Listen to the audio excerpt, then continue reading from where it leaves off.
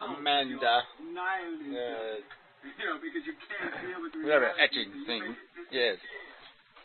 Playing the twat video because it's enjoyable. Cats. And off we go. To work and such. Should take gloves, but fuck it. Oh, I should take my thing. Turned around to it. My thing. Can't find my damn keys. Where are my keys? You know where my keys are? I don't know where my keys are. Can't look at my door without my goddamn keys. Well, anyway. Hope for the best. So anyway, oh, sorry about the noise. Alright, where were we? Oh, video. Yay! Apholism, maybe. Yeah, Apholism video. Yeah, what the hell? It's been a while. Maybe not. Yeah, maybe generally. I don't know. Maybe just a general video. Anyway, just these arguments that I should give more. Well, I shouldn't. I shouldn't have to. Shouldn't have to explain how believing in a clinical,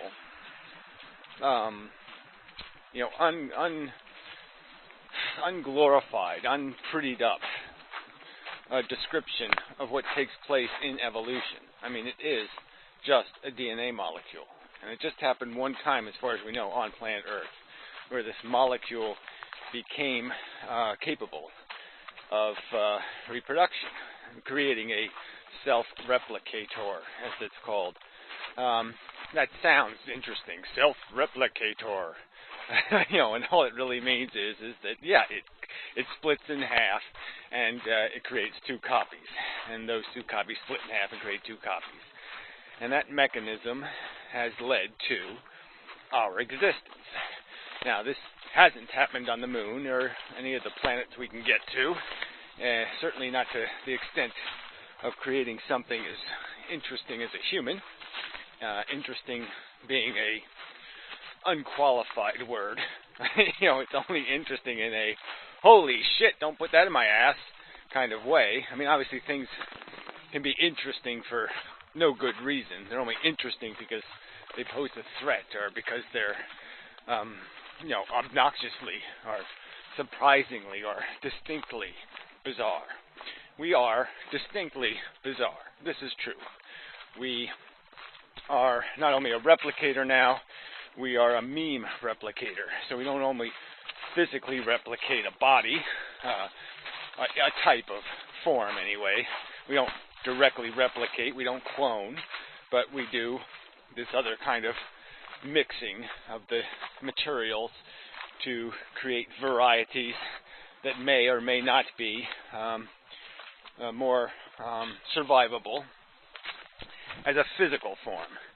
But the more important now, becoming more important for the human, for a human, survival for a human, is largely, substantially dictated now by meme psychology, meme ideology, stupidity. I mean, if you're smart, you're less likely to do something stupid, like get yourself blown up or killed, or eat something that'll kill you, or all the things that'll harm you or destroy your existence. You're more likely to be able to avoid if you have intelligence, and with intelligence also comes resources, that make survival more likely. And holy shit! I mean, I got a water problem here. Yeah, I got no path and water on the only path I have, which is really annoying. So anyway, this is really not good enough. Yeah, it really isn't good enough. I gotta find another way. I was supposed to do that the other day, and I didn't do it the other day, so now I'm stuck with wet feet. So where was I? Really, it's quite floppy here. Really, I mean, look at these trees. Look at this shit. I mean, look at this. I mean, that one's broken. This one's pulled out of the ground. The double tree. I mean, just... this place is going to look like shit for a long time. Yeah, man. Anyway, it's interesting, in the summer comes, some of the trees still have leaves. You know, we've still got roots, sort of. Anyway, where was I? So yeah, we are interesting. We are, but that's all. It's just interesting. It's not a good idea intrinsically, fundamentally. So when you start to analyze it, what is it? It's this consuming thing. You know, it reproduces. It's an organism that does that. Oh yeah, the meme thing is sort of important. Okay, so we have these ideas, these notions in our head. You know, and these notions can be really clinical and sensible and logical.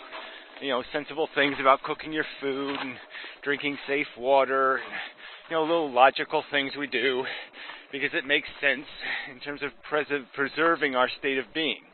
But we also have notions or ideas that are basically conditioned into us in terms of culture and society, creating status, you know, style. You know, what is being cool? You know, what is being a winner? Because you know you have a certain way about you, or a way, you know, a way of acting or behaving and dressing, and we get caught in a mindset that creates a sense that this is right and this is wrong, even though it has nothing to do with anything that matters. It's just this kind of arbitrary standard. And unfortunately, the idea of life itself, what even life is, has gotten caught in one of those kind of fake memes, those style memes. So people have circle of life. You know, they talk about it in some sort of ooh-y, gooey way to make it all sound like it's some sort of splendid show. You know, the pretty animals chasing down the little smelly, ugly animals, and you know, ripping their throat open so their blood gushes out, and they go, and they die, and then they eat their flesh, and oh yes, it's so good for them, because now they can live for another few days, until they can go gorge another animal in the neck and have it bleed out. And yet somehow this is all some beautiful pageant, and all it is theft of energy, and at the expense of organisms of equal sentient value to the one preserving its existence. So you have this intrinsic or fundamental cannibalistic element to existence, you know, that has been just created because of the layers that we're living on. The 4 billion years of living on top of each other, we've all become parasitic in some way or another. Everything is in some sort of, they call it, symbiotic relationships, but no, they're just parasitic relationships, mutually parasitic. And even the relationships and the motivators that compel the man and the woman to have their intercourse is fundamentally very parasitic. The woman is looking for candy and compliments, and the man is looking for a warm place to put its wiener. And so they take what they want out of the thing they call a relationship, you know, and it's all wacky crap in their head. It has nothing to do with facts and reality. It has to do with motivators and psychology, compelling feelings that make them disquiet and uncomfortable if they don't do it, if they don't seek it out, if they don't accomplish the task of being cool and interesting, and you know, somebody a woman would like to be receiving candy from. Yeah. I mean, so yeah, when you really dissect it honestly, an honest dissection, you don't find circle of life and poetry and pageantry and stoic prideiosity. You find goo and muck and smell and suck, and it's basically you know, like a fly. It's vomiting on your face and sucking your face off. I mean, it's this disgusting hardware mixed with a psychology of the bloodthirstiness that has nothing to do with anything rational. I mean, it's on its face. It is amazing that so few human beings on Earth, these smart people, can't even look at a word like nepotism and say, "Oh my, that's a nasty bitch." You know, this whole idea that we would think a kid is somehow different because it has my genetic code. I mean, that's somehow more worthy of love and protection and concern and care. It's a completely irrational premise. It has no rational foundation whatsoever. No empirical, no logic sought, no thoughtfully constructed foundation at all. It's a preposterous premise that there is such a thing as a standard you can hold up and say, this child is more worthy of care and love and consideration than this child. It's stupid. And if there was to be such a test, it would have to do something about what the child is, not what the parent is.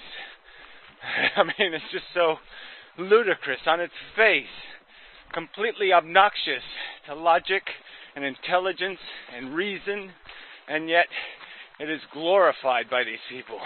It is sacred presumption. If you dare to attack the nepotism, you are attacking the foundation of their God. And so here is the irony. They shall accuse, they will point their finger of religiosity at someone who is clinically judging these aspects or elements of existence as they sit and wallow in sacred text, in sacred words, in sacred notions, the survival of the fittest. The fittest by what standard? Oh, that's right, a non-standard. A standard is fluctuating and irregular as the surface of the earth. A standard that gleans nothing of real character, that demands nothing of real character. It demands, in fact, almost the opposite. The cruelest and the stupidest will endure more, that's the right word, more regularly. And that's why, in a sense, religion worked for so many centuries, because it was a club of stupidity, a network of reinforcement and defense. And it consumed the individual. It consumed the idea of individuality. It made it impossible for such a thing to exist on Earth. It was so hostile to it. And so this thing they consider another thing they think is the beauty of the human organism will get consumed and destroyed by these mechanisms of practical fact warfare. The world is being bred into religion. And the truth, although strong, although logically brilliant, logically bright and clear, still has this horrid obligation to weed out the crap and the nonsense banged into the brains of mankind by these ignoramuses before the truth can be seen. So there is not even a fair competition. The truth of science and reason and fairness and justice and logic doesn't have a fair fight. And it must overcome the damage of the fact that the only people that can usually acquire this understanding are people who have some age on them, because they have to take the time required to undo what mommy and daddy did to their brains, how much the culture rotted their capacity to reason clearly and straightforwardly and honestly and in some bounds of reason, within boundaries of reason, not to be vulnerable to the truthers, the UFO theories, the Mayan calendar, poetry makes up for it all.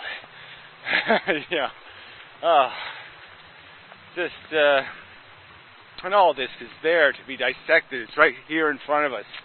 We can identify the rocks and the sand and the mud and the grit and the crud. It's all right there to be described. We can see the traps. We can see the mechanisms of entrapment.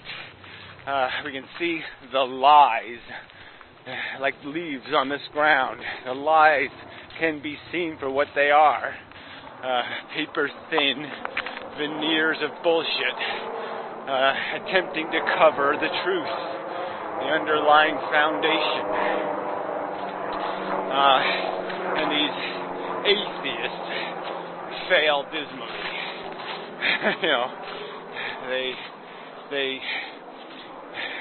They deny the leaf maker, but they still live with the leaves. They rejected the idea of the leaf maker, but they have still clung to the memes, the ideas, the notions, the presumptions, the ideology of the old leaf maker. The bullshit still lives inside of them. Their circle of crap that keeps their wheels turning, keeps them clinging to a glorification of their simplistic ego notions of personal satisfaction as the definition of productivity or accomplishment, when it's almost as meaningless as petting a dog. Making yourself happy is almost doing nothing. In a world so blighted by injustice, unfairness, pain, suffering, misery, hardship, it is a preposterous insult to the notion, even the notion of intelligence, not the truth of intelligence. Just the notion of intelligence, you've insulted even that by not acknowledging that the duty of your existence is much grander than your silly personal gratification. Just pitiful, small-minded, mini-memed.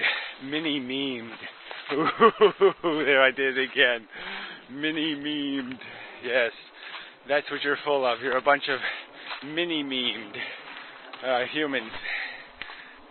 Yeah, minor mini-memed. Come up with another M word. Yeah, well, anyway, that's pretty good.